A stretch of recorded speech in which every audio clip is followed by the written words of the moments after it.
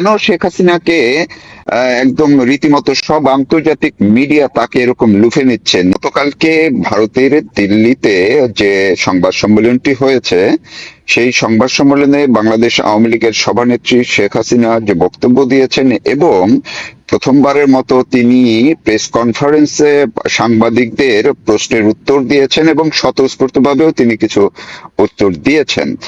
আর তার সেই বক্তব্য এবং প্রশ্নোত্তর ধরে রীতিমতো যেন আন্তর্জাতিক মিডিয়া তোলপাড়, বলা যায় এক কথায় শেখ হাসিনাময় যেন আন্তর্জাতিক মিডিয়া। আজকেও একইভাবে বিভিন্ন আন্তর্জাতিক বড় বড় মিডিয়াগুলো তারা বিভিন্ন স্টোরি আপলোড করছে। বিশ্বের সকল দেশের রাজনৈতিক নেতৃত্ব শেখ হাসিনার উপর নজর রাখছেন।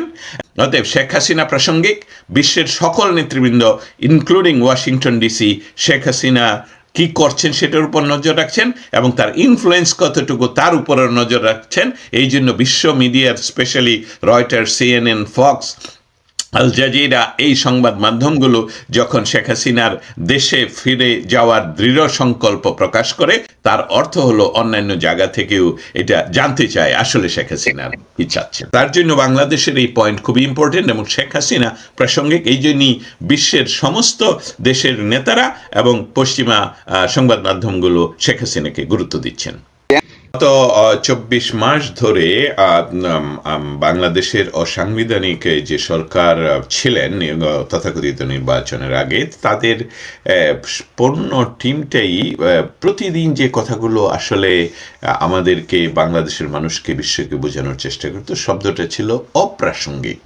শেখ হাসিনা নাকি অপ্রাসঙ্গিক হয়ে গেছেন, শুধু বাংলাদেশের জন্য নয়, সারা পৃথিবীর জন্য। এবং সেই ঢোল বাংলাদেশের ট্যাক্সের টাকায়, বাংলাদেশের মানুষের টাকায়, এমনকি তাদের ঋণ করা টাকায়, আমাদের জনগণের উপর ঋণ করে তারা এই ঢোল পিটাতেন।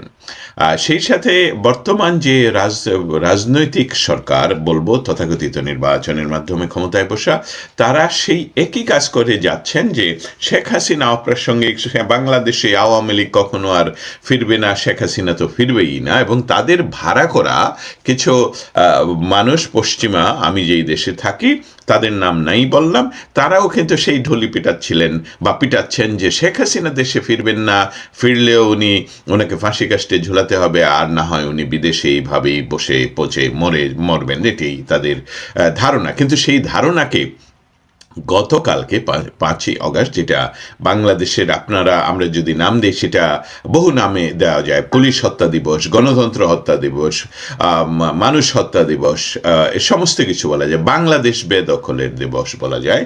সেই দিনে দিল্লিতে প্রেস কনফারেন্সে শেখ হাসিনা সরাসরি প্রশ্ন গ্রহণ করেন এবং উত্তর দেন, এবং সেই বিষয়টা শুধুমাত্র বাংলাদেশের গণমাধ্যম যেটা প্রকাশ করেছে, সেটা সম্পূর্ণ অস্বাভাবিক, অশুদ্ধ, অডিপ্লোম্যাটিক একটি চিঠি বাংলাদেশ পররাষ্ট্র মন্ত্রণালয়ের। এছাড়া শেখ হাসিনা কি বলছেন, শেখ হাসিনার কথা তারা নিষেধ করেছেন, বাংলাদেশের গণমাধ্যম সেটা প্রকাশ করতে পারেনি, পারবে না, এবং তারা এটা করেননি।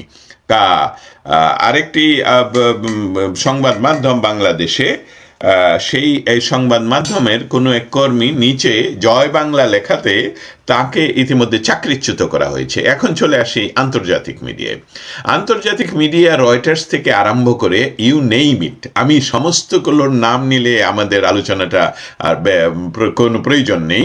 সেটা পৃথিবী খ্যাত যতগুলো সংবাদ মাধ্যম আছে, আজকে সকালে ইতিমধ্যে এটা দ্বিতীয়বার মনে হয় সিএনএন পর্যন্ত রিপোর্ট করেছেন যে বাংলাদেশের প্রাক্তন প্রধানমন্ত্রী, যিনি এক্সাইলে আছেন, তা সে দেশে ফিরলে তার এক্সিকিউটেড হতে পারেন, অর্থাৎ ওনার ফাঁসি কার্যকর হতে পারে, সেটা নিয়েও উনি ঘোষণা করেছেন, দৃঢ় সংকল্পবদ্ধ উনি যে উনি দেশে ফিরবেনই।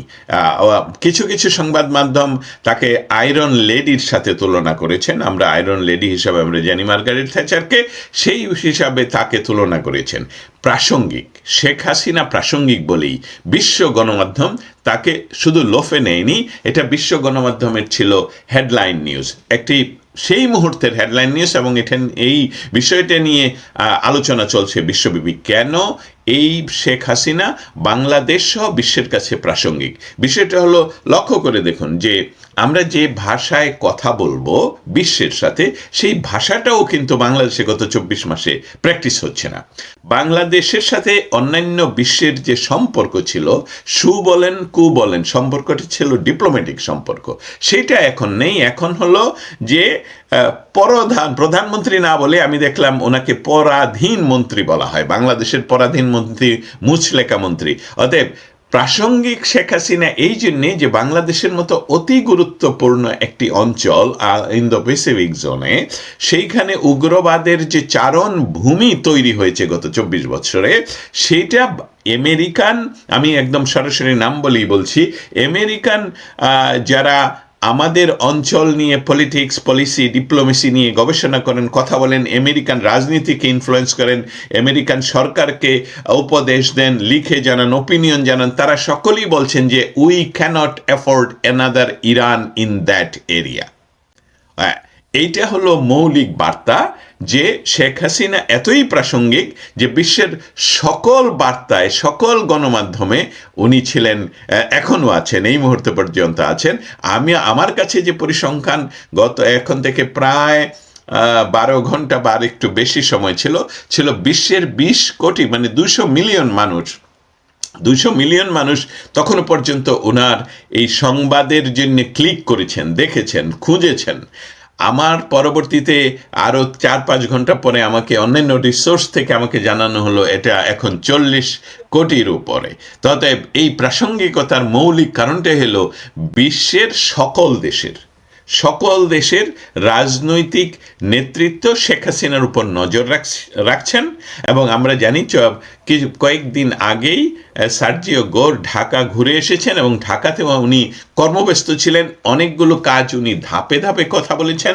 উনি সর্বশেষ প্রধানমন্ত্রীর সাথে দেখা করেছেন। তার আগে আমরা গুঞ্জন শুনছি, আমার কাছে তার কোনো প্রমাণ নেই, তার আগে তিনি কমপক্ষে একজন আওয়ামী লীগের লিডারের সাথে, যারা বাংলাদেশে এখনো থাকতে পারছেন, তার সাথে কথা হয়েছে। অন্য সূত্র মতে উনি 2 জনের সাথে কথা বলেছেন, তার সাথে নাকি একজন নারীও ছিলেন, বাট এটা অসমর্থিত। এই সামগ্রিক বিষয়গুলো যদি আমরা ডটগুলো একসাথে করি, বাংলাদেশের যারা মেটিকুলাসলি ডিজাইন করে বাংলাদেশকে বেদখল করেছে এবং ক্ষমতা তারা নিজেরা হাতে রাখতে না পারার কারণে আন্তর্জাতিক যে কোনো পলিটিক্সের সমীকরণে যেহেতু বিএনপিকে ক্ষমতায় বসানো হয়েছে, যার জন্য তাকে বলা হচ্ছে যে পরাধীন মন্ত্রী অথবা মুচলেকা মন্ত্রী, সেই কারণে তারা এত হচ্ছে, ভয় পাচ্ছে যে কেন বিশ্ব মিডিয়া এই কথাগুলো আসছে। আমি শুধু উদাহরণ দিয়ে এটা বলবো যে তার আগেও কিন্তু একই প্রেস ক্লাবে, একই আয়োজনে শেখ হাসিনা বক্তৃতা রেখেছেন, যদিও উনি সরাসরি প্রশ্ন উত্তর করেননি, সাংবাদিকদের সাথে কথা বলেননি, কিন্তু এত আলোড়ন সৃষ্টি করেনি। অতএব শেখ হাসিনা প্রাসঙ্গিক, বিশ্বের সকল নেতৃবৃন্দ including Washington DC Sheikh Hasina কি করছেন সেটার উপর নজর রাখছেন, এবং তার ইনফ্লুয়েন্স কতটুকু তার উপরে নজর রাখছেন। এই জন্য বিশ্ব মিডিয়ার, specially Reuters, CNN, Fox, Al Jazeera, এই সংবাদ মাধ্যমগুলো যখন শেখ হাসিনার দেশে ফিরে যাওয়ার দৃঢ় সংকল্প প্রকাশ করে, তার অর্থ হলো অন্যান্য জায়গা থেকেও এটা জানতে চায় আসলে শেখ হাসিনার কি চাচ্ছেন। আমি একটু, আপনি যে এজেন্সিগুলোর নাম বললেন, Reuters, Fox, BBC, Al Jazeera, তো এই সবগুলোই তো আমরা দেখেছি যে 5ই আগস্টের সময় কিংবা তারপরে অনেক দিন পর্যন্ত এই শেখ হাসিনাকে পলাতক লিখেছেন, শেখ হাসিনার বিরুদ্ধেই মানুষের সেন্টিমেন্ট গ্রো করার জন্য নানান একের পর এক সিরিজ স্টোরি পর্যন্ত করেছে। তো মাত্র গত 6 মাস ধরে সবকিছু একটা পরিবর্তন হচ্ছে, এবং এখন কেন সেই আন্তর্জাতিক মিডিয়াগুলোই শেখ হাসিনাকে আর পলাতক লিখছেন না, শেখ হাসিনাকে এখন অনেক বেশি গুরুত্ব দিচ্ছেন, সম্মানজনক ভাবে সম্বোধন করছেন, বিভিন্ন বিশেষণ ইউজ করছেন। এইটা কেন, এই যে পরিবর্তনটা কেন হলো? এটা আপনি তো যেহেতু স্টেট ডিপার্টমেন্টে এইসব এজেন্সির প্রতিনিধিদের সঙ্গে সার্বক্ষণিক কাজ করছেন, কি মনে হয় আপনার এই পরিবর্তনটা কেন হলো তাদের? একটি সরাসরি উদাহরণ দিই। গতকালকে আমাদের স্টেট ডিপার্টমেন্টে আমাদের অঞ্চলের যত সাংবাদিক আছে, স্পেশালি পাকিস্তানি সাংবাদিক, তারা সকলে আমাকে ফোন শুরু করে, হে দস্তগীর, অনেক দিন ধরে কথা হয়নি। তাই আমি বললাম, হ্যাঁ, বিষয়টা কি, আমি জানতে চাচ্ছি আর কি, কেন হঠাৎ করে আমরা, যেহেতু স্টেট ডিপার্টমেন্টের প্রেস ব্রিফিং এই মুহূর্তে স্থিতিশীল মানে হচ্ছে না, সেই জন্য আমাদের প্রতিদিন দেখা হয় না, প্রতিদিন সেখানে যাওয়া হয় না। বিষয়টা ছিল, তাদের প্রত্যেকের প্রশ্ন ছিল, একটা একটা হলো ফ্রন্টিয়ার পোস্টের সাংবাদিক, খুব সিনিয়র সাংবাদিক, আর একটা হলো পাকিস্তান টুডে এর সাংবাদিক, আমার যা ধারণা। তারা দুইজনই আমাকে প্রশ্ন করলো যে শেখ হাসিনা রিটার্ন করছে, তুমি আমাদেরকে এটা নিয়ে অনলাইনে আসো, আমাদের পত্রিকা জানতে চায় বাংলাদেশের এর অবস্থা। এটা তুলে ধরলাম এই জন্যে, আজকে হয়তো বা তাদের সাথে কোনো সময়, আমি কালকে করতে পারিনি, যদি সময় হয়। বিষয়টা হলো যে অপ্রাসঙ্গিক শেখ হাসিনা কখনোই ছিলেন না। আমাদের একজন ইউনুস আছেন, যাকে আমরা বলি ডক্টর ইউনুস, যাকে আমরা জানি যে বাঙালিদের মাঝে নোবেল প্রাইজ প্রাপ্ত অনেকের মাঝে একজন।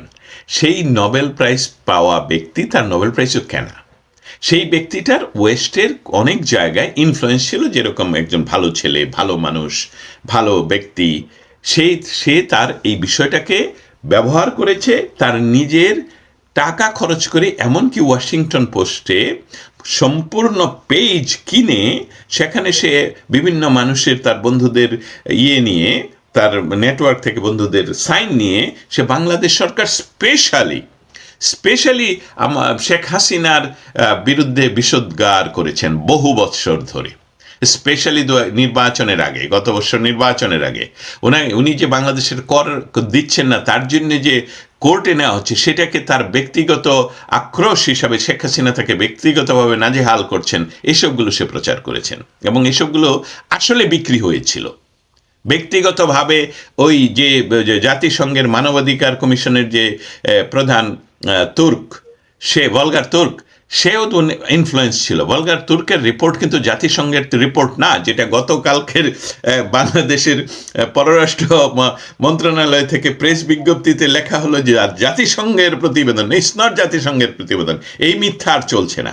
অতএব এই বিষয়গুলো যদি আমরা একত্রিত করে, আমি কিন্তু প্রশ্নটা আপনাকেও করতে পারি, যদিও অনুষ্ঠানটা আপনার, আমরা দুজনই তো এই জগতের লোক। আমরা দেখুন, আপনি যখন বললেন যে আমার এখানে খুব সকাল, আমাদের কাজ তো হলো যখন সংবাদ তৈরি হবে তখন আমার ঘুমানোর উপায় নেই, তখন আপনার ঘুমানো সংবাদ তো তৈরি হবে না। আমি যখন কাজ করব, আমি কাজ করব, আপনি কাজ করবেন, তখন যখন সংবাদ তৈরি হবে।